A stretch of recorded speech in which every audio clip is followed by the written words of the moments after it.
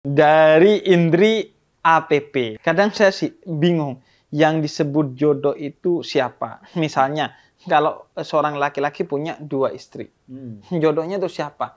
Atau seorang istri menikah dengan suami 2 kali, karena suaminya sudah meninggal, terus janda, terus nikah lagi. Ini jodohnya yang mana?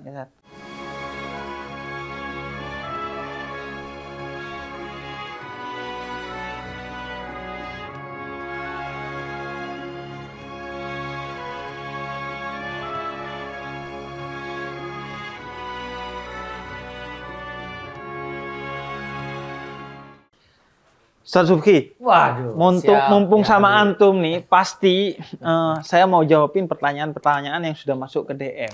Instagramnya apa Cahaya untuk Indonesia. Nah, ini makanya saya selalu tuh ngajak teman-teman yang mau nanya aja. Nanti kita gak jawab kok. Kita jawab nanti, karena kita ada konten memang jawabin pertanyaan sama Ustaz Subki. Nah, Ustaz Subki, ini ada pertanyaan pertama. Kalau kita lagi antri ke dokter, lalu masuk waktu sholat, apakah boleh sholatnya diqodho? Takut kalau dipanggil nanti kita lagi sholat. Ataupun kalau ke dokter, atau dokternya udah selesai praktek pas kita selesai sholat. Jadi gimana? Ya. Dan ini mungkin tidak hanya berlaku bagi dokter ya, atau kita sedang melakukan pekerjaan, dan lain sebagainya. Ya baik, bismillah, alhamdulillah, wassalatu wassalamu ala sayyidina rasulillah, amma ba'du.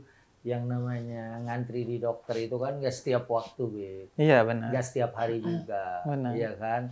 Jadi kalau keadaannya, kecuali dia misalnya pas mau waktu johor antri, waktu asar antri gitu. Jadi kalau kayak gitu mungkin ya. Jadi artinya banyak sholat yang harus dia qodho gitu kan. Kalau ke dokter mungkin sepekan sekali atau 3 hari sekali, ya kan. Maka kalau kemudian dia qodho, ya kan, itu kan perkara yang juga pernah menimpa ya, Rasulullah SAW. Ya kan, waktu ketiduran kan hadisnya kan idza nasiya ahadukum an sholatin aw nama anha falyusalliha idza dzakaraha. Artinya waktu itu Nabi memang keliwatan, oversleep gitu kan. Artinya waktunya udah hilang. Ya kan, artinya ada contoh dan itu bukan merupakan satu kebiasaan. Ya apalagi ada ketakutan. Khauf itu kan juga menyebabkan, apalagi dia sakit, lagi ada kewajiban daf'u doror kan, artinya menghilangkan penyakit dari dirinya sendiri gitu. Khawatir pas dipanggil dia lagi sholat. Atau khawatir juga gitu kan, pas dia dipanggil azan, ya dokternya dipanggil Allah kan kita juga nggak tahu. Iya, kita nggak tahu. Atas kekhawatiran ini, Beb, ya kan. Ya boleh buat dia. Apalagi ini bukan merupakan kebiasaan. Artinya waktunya juga ya, kecuali misalnya dia memang membutuhkan terus dan dia dalam kondisi yang sakit. Iya. Tapi sebenarnya sih rata-rata sih ya di semua klinik, rumah sakit, bahkan tempat praktek dokter biasanya sudah ada musola untuk dia sholat ketika sudah waktunya. Atau mungkin bisa dijamak ya. Antara duhur dengan asar. Misalnya kita berangkatnya jam 1 tuh. Ya udah jam setengah 1 dijamak. Jamak takdim antara duhur dan asarnya karena ada sebab yang menyebabkan harus dijamak, karena mungkin ngantri dokternya lama. Biasanya dokter gigi itu ngantrinya lama. Karena udzur syar'inya. Ya, kalau misalnya ada yang tidak sepakat, Bib, karena kadang-kadang sama beberapa orang ya, saya sudah masafahnya cukup aja. Dia tetap maunya tam gitu. Kan ada orang-orang yang saya sampai ada driver saya dulu, Bib, kita ajak safar aja, dia nggak mau jamak, dia nggak mau. Itu pilihan. Ternyata ada orang-orang yang sampai begitu. Ya kita melakukan ini kan ada ilmunya ya. Gitu. Tapi kalau ada yang begitu, masalahnya dia qodho. Qodho itu kan artinya mengerjakan sholat di luar waktunya karena kehilangan waktunya. Kalau buat dokter sih, apalagi ngoperasi, wah sangat-sangat mungkin kan buat dia untuk mengqodho. Misalnya kehilangan waktunya kan sangat-sangat mungkin kan buat dia. Apalagi Ya misalnya dokter kandungan, orang lagi sesar, masuk waktu maghrib, itu kan nggak bisa ditunda dulu. Lagi pas dibedah, tunggu ya saya mau sholat johor gitu. Nggak bisa, kan itu memang buat dia sangat-sangat urgent, bahaya, ini menyangkut nyawa manusia. Ya, dan agama ini kan Allah turunkan bukan menjadi kesulitan buat kita. Berarti itu masuk uzur syar'i, uzur yang dibenarkan secara mungkin juga ini Ustaz pertanyaannya. Saya sering ditanyakan. Satpam masjid ketika sholat Jumat, dia itu boleh nggak ikut sholat Jumat atau enggak? Karena kalau dia ikut sholat Jumat, khawatir minimal sendal hilang nih. Maksimal motor kadang. Karena di beberapa komplek perumahan sekarang anak mudanya bukan nyuri sendal udah kalau Jumatan, nyuri motor. Nah, tapi kalau nggak sholat Jumat, katanya kalau tiga kali nggak sholat Jumat dihukumi kafir. Ya, itu sempat jadi pertanyaan saya juga, Bib. Itu jangan-jangan pertanyaan saya bukan? Iya, jangan-jangan nih. Gitu. Karena kayak gini, surto, polisi-polisi di Masjidil Haram, di Masjid Nabawi, jagain waktu sholat. Tidak ikut sholat Jumat. Mungkin idaroh, artinya idaroh kantor pengelola takmir masjid ya, kalau saya bilang idaroh itu kan artinya satu DKM. Kalau misalnya satpamnya ada 2, dihilir lah ketemunya. Jadi dia tidak setiap Jumat jaga, ya kan? Artinya kalau Jumat ini dia jaga, berarti dia kan tidak sholat Jumat, dia zuhur, atau ada juga, tapi ini kalau masjid itu misalnya kayak sendal-sendal sama motornya, pas udah rokaat kedua dikunci, bisa dia masbuk di rokaat kedua, kan dia dapat Jumat, gitu kan. Sementara dia mendengarkan khutbah. Sebetulnya banyak sih cara-caranya. Ya tapi kalau mentok, kalau kita lihat di Haram, itu kan di Masjidil Haram dan Masjidil Nabawi, mereka kan habis itu sholat zuhur aja, tapi mungkin mereka dihilir, baru ketemu lagi dia mungkin di 5 bulan berikutnya. Kan dia tidak mantaraka salasa juma'in, kan tahawunan. Kalau kita lihat ilatnya kan siapa yang meninggalkan Jumat, tahawun, sengaja dia nyantai lagi ngopi gitu kan, Jumatan enggak, ini kopi setengah lagi tanggung. Ya kan, kalau itu kan tahawun, ya kan. Kalau ini kan memang dia limaslahatil jami, ya kan, untuk maslahat orang juga sholat jadi tenang. Ya kan, orang kadang-kadang sendal sekarang itu sejutaan, Bib. Mahal. Ya kan, Allahu Akbar, ya Allah sendal hujan, ya kan gitu. Itu aja udah langsung mengganggu konsentrasi. Mengganggu khusyuknya sholat. Waduh, lupa tuh. Lama-lama mending pakai sendal mikirin Allah daripada di masjid mikirin sendal saat itu. Nah, ini juga saat kebetulan ada pertanyaan dari Aru Mardia. Nah, Assalamualaikum. Waalaikumsalam. Solusi untuk perempuan yang sedang melangsungkan pernikahan, Ustaz. Nah, ini juga terkait masih. Sholatnya gimana? Karena pasti pakai make up. Khawatir kalau wudhu make up-nya luntur atau wudhunya tidak sah karena terhalang oleh make up. Terima kasih. Ya, ini juga kan sama. Resepsi itu biasanya, resepsi itu habis maghrib biasanya. Makanya kalau saya kemarin waktu menikahkan anak saya, Bib, ya mereka itu dari sebelum make up udah wudhu. Nah, dan biasanya kan habis maghrib. Jadi pas dia sudah rapi, jadi habis di make up, terus maghrib dia sholat, ya kan? Isya kan waktunya panjang, kalau selesai sampai jam 10 aja dia masih dapat di jam 11, 12 gitu kan. Atau ya kalau misalnya ada orang, saya nggak mau nih di jamak, karena jamak tuh kalau nggak karena safar atau karena hujan. Itu kan juga karena misalnya ada masyakoh, ya kan, ada suatu keberatan tertentu. Walaupun saya dulu hadis ini katanya dibilang hadisnya mauquf yang di jamak itu ya. Dia bilang ulama aja dulu la yuhtaju bihi. Tapi kalau ngelihat Rasul pernah melakukan, ya berarti kan memang ada beberapa keadaan. Waktu itu Nabi tidak safar, tidak sakit. Memang waktu itu saya dikritik sama guru saya, itu hadisnya mauquf. Laisa hunaka ahad, ya kan, yastadillu bihadzal hadits, ya kan. Ya udah kita ngikutin, tapi kalau kita lihat pernah gitu kan Rasulullah dalam satu keadaan, apalagi keadaan-keadaan seperti ini. Kalau dia ragu, saya nggak mau, ya udah ambil aja dari maghrib dia bisa sholat maghrib. Kalau isaknya kan nanti dia, apalagi kalau dia pernikahannya misalnya di luar kota, ya itu kan sudah apa ya, tidak bisa diragukan lagi akan kebolehannya gitu. Karena orang kan kadang-kadang agama ini kalau dia nggak ada ilmunya kadang-kadang ragu ya Iya. diterima apa enggak, Iya. diterima apa enggak. Nah, kalaupun dia nggak mau menempuh jalan itu, ya misalnya kehilangan waktunya bisa dikodok kan Bisa boleh. dikodok. Dan pernikahan kan cuma sekali. Apa iya dia tiap minggu misalnya kan Iya. langsung kan resepsi pernikahan kan enggak. Iya. Paling 2 kali. Pertama sama ngunduh mantu misalnya. Iya. Ya kan itu mungkin seminggu, 2 minggu atau sebulan berikutnya baru kemudian ada rame-rame kayak gitu lagi. Ya kalau dia pagi ketemu zuhur masih lama. Kalau maghrib semuanya bisa disiasati sesungguhnya. Tapi kadang 6 kali, Sat. Itu ada teman saya, Sat. Nikah, cerai. Nanti nikah lagi, cerai lagi. Ini Nikah lain lagi, kasus cerai yang lagi. ini. Terus dia nanya, Sat. Gue nih nggak pernah dapetin cewek yang cocok. Mohon maaf kalau sekali 2 kali mungkin ceweknya yang salah. Kalau 3 kali kayaknya lo perlu bercermin deh. Kayaknya salahnya di lo deh.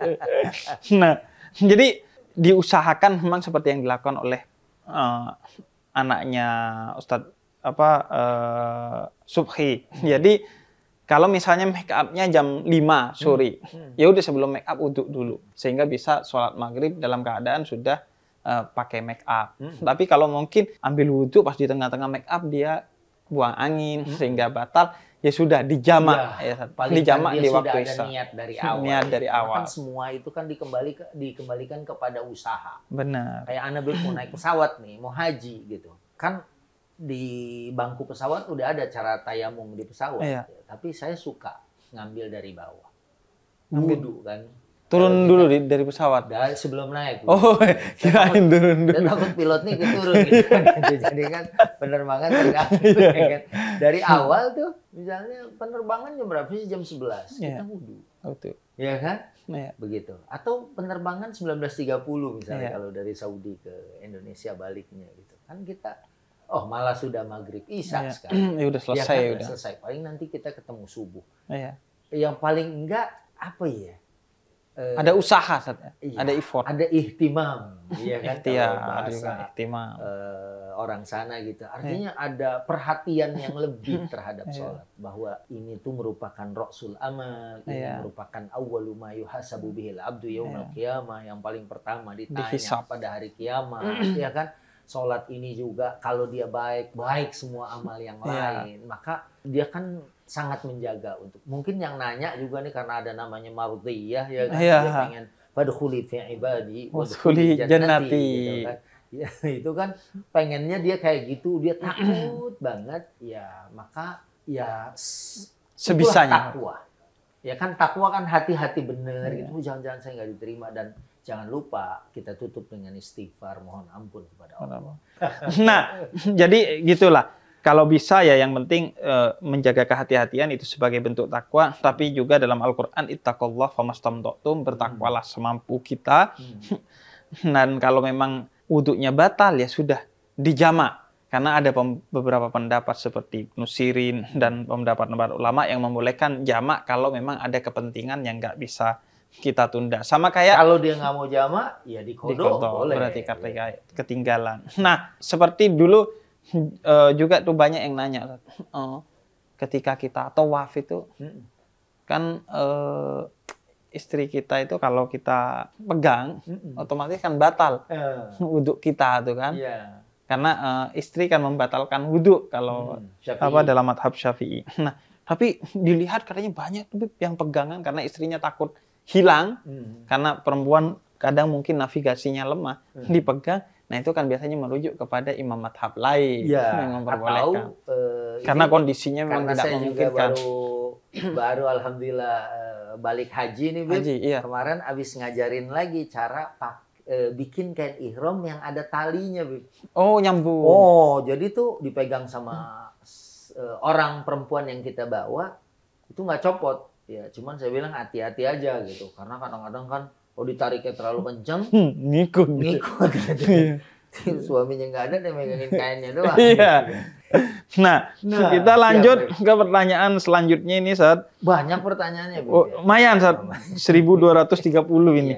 Tapi kita ambil sebagian kecil aja nih. Nah, dari Nafiatul Ummah. Kenapa di acara akikah bayi laki-laki lebih banyak jumlah kambingnya daripada bayi perempuan? Menurut saya, seperti ada kesengajaan Karena terkesan lebih bersyukur kalau dapat anak laki-laki ketimbang dapat anak perempuan. Nah ini Ustaz, sekalian juga hukumnya orang yang kalau dapat anak perempuan sedih, syukurnya kurang. Kalau laki-laki, alhamdulillah gitu. Ya baik, mungkin yang pertama saya langsung jawab ya baginda Nabi SAW kan banyak memiliki anak wanita. Iya. Ya, ini kan memang kebiasaan jahiliyah ya. Kalau Iya. orang jahiliyah itu begitu punya anak perempuan tuh ihmarrat ya, wajah mereka memerah.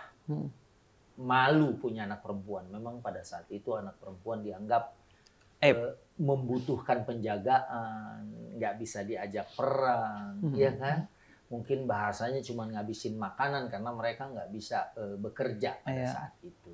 Tapi kemudian bahkan wa'dul banat, bagaimana perempuan dikubur hidup-hidup, kan Islam yang membongkar itu. Bahwa kalau dia mukmin, itu di sisi Allah bisa jadi malah ketakwaan mereka yang tinggi itu mungkin derajat mereka malah lebih tinggi daripada laki-laki kan begitu ya. Satu hal itu tentang anak perempuan ya. Walaupun orang Arab pada masa itu kecenderungan mereka memang begitu luar biasa terhadap anak laki-laki. Ya karena kita paham dalam waris juga anak laki asobah dan sebagai membawa bin kita. Ya kayak saya Abdul Jabbar bin Muhammad Subki. Ya kalau dia nanti nikah, nanti cucu saya itu kan membawa nama saya kan begitu ya. Makanya dianggap tidak hilang. Nabi aja begitu nggak punya anak laki-laki, mereka menuduh Muhammad Abtar, inqata'a, putus sudah, nggak bakalan ada lagi dakwahnya. Ternyata tidak gitu kan, bahwa kemudian memang tidak ada bin Muhammad kan, ya kan, tapi dakwanya tetap terus berlanjut, ya kan, dan keturunan beliau juga dari Sayyidah Fatimah itu juga terus berlanjut bahkan sampai seluruh dunia ada ya kan mungkin mereka yang menyampaikan dakwah agama Allah itu satu bab. Terus masalah akikah kenapa laki 2 perempuan 1 ya ini kalau jawaban yang tadi kan masalahnya adalah amrun ta'abbudi. Iya, jadi ini sesuatu yang tidak bisa dirasionalkan. Ini bentuk ketaatan kita kepada Allah dan Rasulnya karena begitu bunyi teks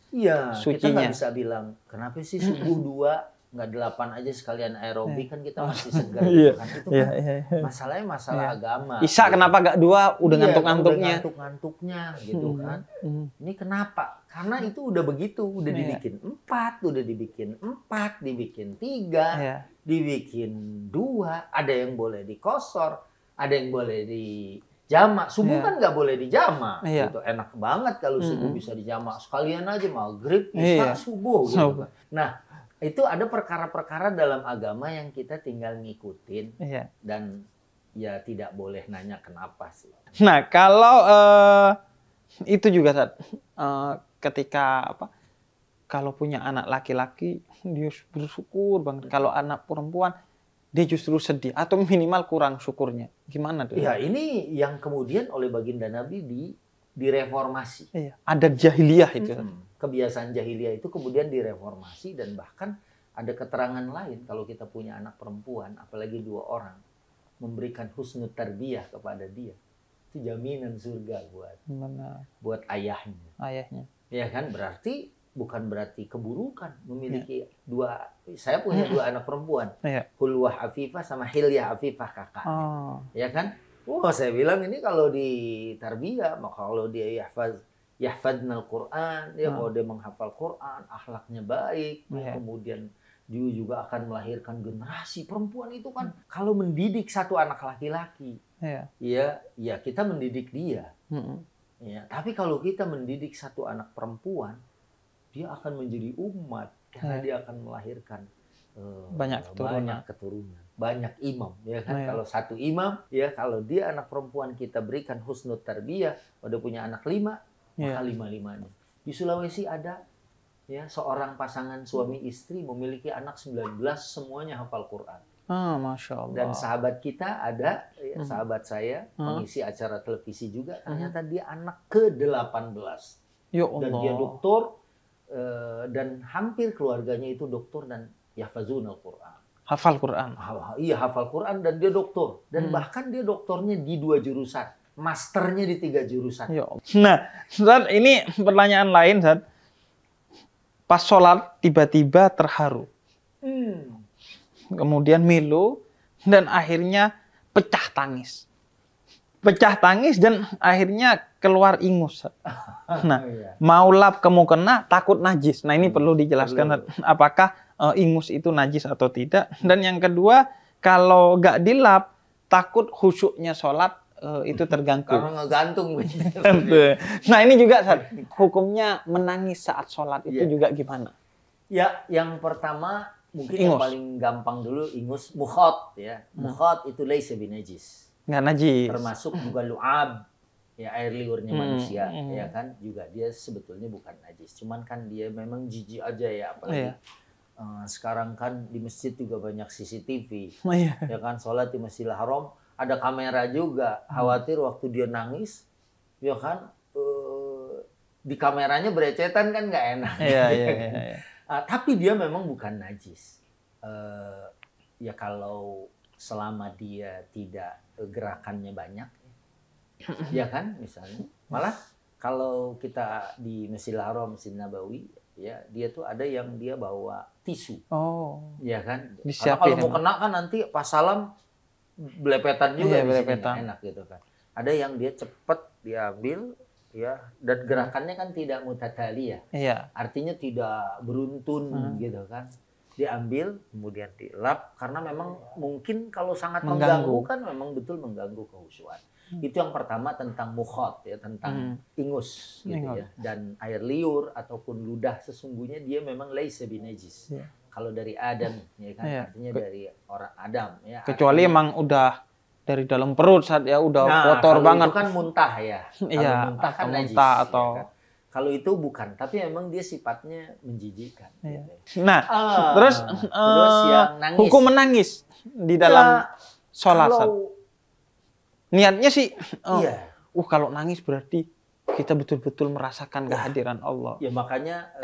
Tapi ada yang malah gak khusyuk. Ya, kalau melewati ayat-ayat azab, kan kita disuruh doa. Iya. Ya kan, berhindar dari azab. Ya kan, misalnya. Allahumma a'idni min azabika, misalnya, ya Allah lindungi aku dari azab. Kalau dia nangis, ya kalau yang kita tahu kan Bip ya, selama dia tidak mengeluarkan kata-kata yang berhuruf, ya kan, misalnya dia, aduh ya, dan dia ingat ibunya waktu ya Allah, gitu kan. Ya jangan sampai yang kayak gitu. Walaupun kadang-kadang saya juga bingung juga. Orang karena sudah kebiasaan gitu. Dia lagi sholat bersin. Alhamdulillah. Ya Allah. Dia harus sadar lah bahwa dia tuh lagi sholat. Iya. Kebetulan kita juga habis puncak-puncaknya nangis ya. Iya. Apalagi dalam haji. Dengerin imam baca. Tapi ya selama dia nangisnya itu tidak bersuara keluar. Mengeluarkan huruf. Ya kan. Nangis itu malah nikmat ya. Malahan kalau dengerin Quran, kalau zikir, kalau doa, kalau nggak bisa nangis kata Nabi fatatabakau, ya kan? Seolah-olah kamu menangis gitu. Tapi memang yang syiddah ini, yang terlalu gitu. Ya kan? Imam udah salam aja dia masih nangis. Ya, itu yang tidak diperkenan. Jangan sampai over begitu. Jadi boleh nangis asalkan mode getar lah saat ya. Jangan sampai keluar suara tuh modenya atau mode hening tuh. Nah, ini terakhir Sat, dari Indri APP. Kadang saya sih bingung yang disebut jodoh itu siapa. Misalnya kalau seorang laki-laki punya 2 istri. Jodohnya itu siapa? Atau seorang istri menikah dengan suami 2 kali karena suaminya sudah meninggal terus janda terus nikah lagi. Ini jodohnya yang mana? Ya jodohnya yang sudah dia nikahi itu. Kalau misalnya dia bercerai kan berarti jodohnya habis sampai sini. Ya kan takdirnya dari Allah Subhanahu kan. Jodoh ini kan erat dengan takdir. Itu kan semuanya ada di dalam kitabnya Allah Subhanahu wa taala. Maka sejak tanggal sekian kayak inilah kita ngisi kurikulum PT kan. Tanggal sekian sampai sekian kita kerja di sini. Tanggal sekian sampai sekian dan ilmu Allah tuh kan Dulu ada lagu tuh. Awwalun qablal wujud, akhirun ba'dal khulud, mutlaqun 'anil hudud. Ya kan itu kan awwalun qablal wujud, akhirun ba'dal khulud. Jadi ilmu Allah kan sudah melewati dari garis kehidupan, ya kan? Mungkin karena ya Allah memang sudah tahu pada tanggal sekian dia tidak berhasil mempertahankan lagi. Kemudian ditakdirkan berikutnya lagi dia bersama dengan fulan. Adapun dia bersama siapa nanti jodohnya di surganya Allah. Kalau dia masuk surga kan pasti apa sih yang dia minta? Buat ahli surga itu kan pasti semuanya dipenuhi oleh Allah. Orang teman aja minta temennya untuk bersama dia di surga dikasih, apalagi orang. Walaupun saya pernah juga dengar dia yukhayyar kan di mana dipilihin bersama dengan siapa di antara mereka yang paling soleh. Ya kayak dulu ada sahabiyah ya wafat suaminya Abu Talha, kemudian dia baca Allahumma jurni fi musibati ya wa akhlif li khairan minhu. Ya Allah bayarlah pahala kesabaranku dan ganti dengan yang lebih baik. Akhirnya kan dinikahi oleh Nabi SAW. Secara derajat suami pertamanya kan sahabi. Sahabat kan jalil ya kan mulia mereka, dan kedudukannya itu juga kedudukan yang mulia sahabat ya kan. Tapi dengan Rasulullah nggak akan ada bandingnya, apalagi baginda Nabi ulul azmi lagi. Ya kalau Ibnu Qayyim Al-Jauziyah di dalam kitabnya Tabaqatul Mukallafin wa Maratibuhum fil Akhirah, posisi Nabi kan yang paling tinggi.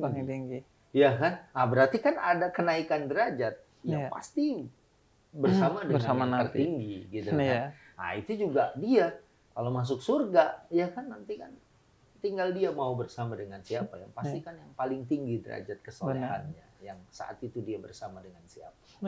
Saya pernah dengar juga riwayat dari Ummu Salamah tuh nanya ke Nabi, nanti saya berjodoh dengan siapa di akhir. Kata Nabi yang terbaik akhlaknya. Ya tentu yaitu dengan Nabi Muhammad itu kan sendiri. Nabi nggak mungkin lo sama gue gitu. Masa ya itu sesuatu yang dijauhi lah oleh Nabi karena kurang elok bagi seorang Nabi. Oke Ustadz, ini karena waktunya sudah habis nih Ustadz, padahal pertanyaannya ini udah habis juga sebenarnya Ustadz. Jadi kita akhiri aja lah. Dan ini yang di handphone saya ada masih pertanyaan. Oh ya, nah itu buat pertemuan selanjutnya. Siap. Pertemuan selanjutnya. Jadi itulah pentingnya nge-follow IG-nya Cahaya untuk Indonesia dan media sosialnya Cahaya Indonesia dan nulis di komen. Manfaat banget. Iya, nanti pertanyaannya kita kumpulin terus. Pokoknya kalau ada yang nulis di komen langsung saya jawab uhuy. Oh iya, aduh, nggak cakep Ustaz. Biasanya cakep jawabannya. Siap, terima kasih Ustaz Sufi. Semoga nanti kita bisa jawab pertanyaan-pertanyaan lain.